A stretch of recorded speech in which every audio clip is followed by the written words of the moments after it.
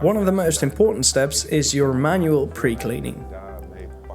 That's because this process already removes a large portion of your contamination. Before you put your endoscope in a disinfection machine, you want the initial contamination, so the number of microorganisms on the scope, to be as low as possible.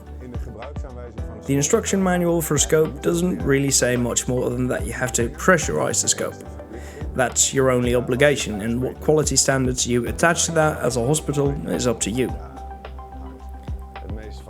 The most error-prone element is that people have to follow the procedure and continuously have to perform the same actions on each scope. And there's a kind of risk in that an employee, due to rushing or for whatever reason, skips a certain step and doesn't perform it. So you actually increase your initial contamination.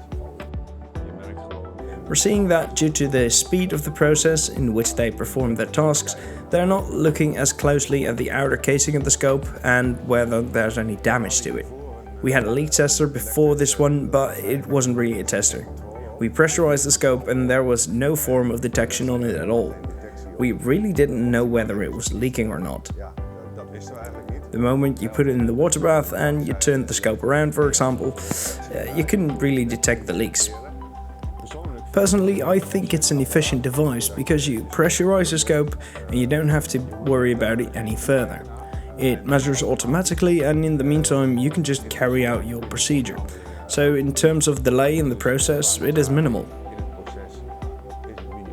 Of course, it is an extra action, but it's minimal, and I think that is the big advantage of the LeakControl.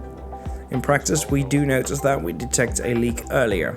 It's a noticeable improvement, and with LeakControl we increase our quality, so we find out about leaks and damages to our scopes much sooner.